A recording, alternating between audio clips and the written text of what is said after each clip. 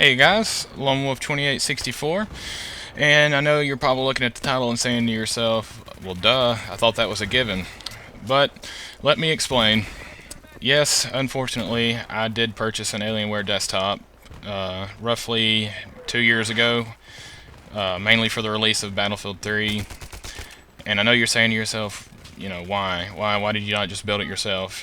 I'm fully capable of building it myself. Actually, I work on computers for a living, and that was one of the main reasons that I purchased a pre-built computer to begin with.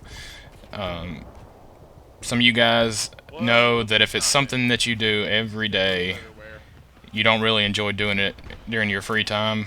Well, that's how I was when it come time to buy my new computer, which I know it's lazy and just a bad experience overall, but I do it all the time for work, and I just wanted to get a computer that I knew that would be good enough to play the game and have it made for me and not have to worry about it.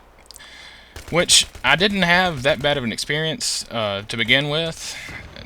I was able to play the game when it first came out, no bad problems, the computer worked fine. But as time went on, I began to notice how much I was taken advantage of by Alienware. The overall hardware that I purchased at the time versus the price that I paid for it is nowhere near what it should have been. Of course, it's way overpriced, and everybody that knows what they're talking about will tell you that beforehand. But like a lot of things in life, you learn from experience. So I would say probably 6 months to a year after I had bought the computer, I had already replaced maybe half to three-fourths of the components inside the computer.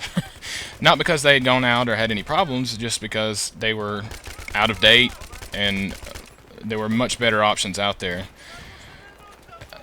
And so just recently, you may have seen the NVIDIA 700 series cards were unveiled, and I wanted to look into getting a 780 actually, something that I knew would be a great performing card and something that would get me through the next few years of gaming.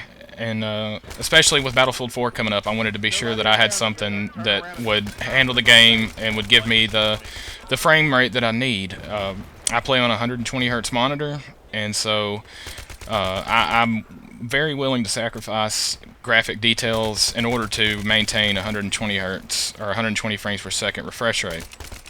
I'm currently using a GeForce GTX 670 FTW, which is a great card. I've had no problems with it. It's played just about every game I've purchased with well above average settings, and I'm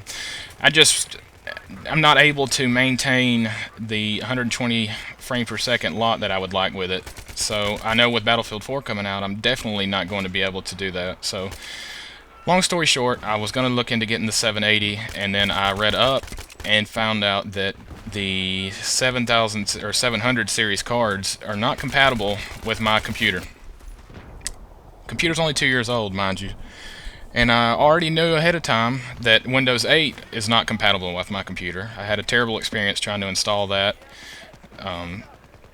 Bottom line, or come to find out, the sole reasoning, or the main reason that the 700 series cards in Windows 8 will not work on the Alienware Aurora R3, which is the model that I have, is because the motherboards are not UEFI BIOS compatible.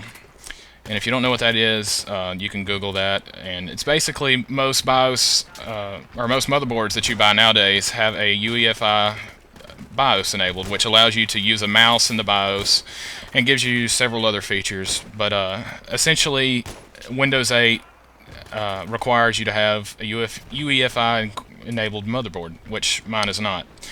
It would take nothing but a simple update to the BIOS for that to work, but the responses or the answers we get from Dell are the Aurora R3 is no longer a supported product. It's 2 years old, like I said, but it is no longer supported by Dell. So we're pretty much out in the cold on the Windows 8 and the 700 series graphics cards. So that was the last straw for me. I've gone ahead and ordered several new parts. Then I'm basically going to be building an entirely new PC myself, and I'm going to only be using just a few parts out of my Alienware, moving them over to my new system, which is going to consist of the RAM, my 16 gigs of Corsair Vengeance 1600 megahertz RAM, and I'm going to move over my hard drives and my Blu-ray burner. The rest of it's staying in the Alienware, and I'm going to hopefully sell that one.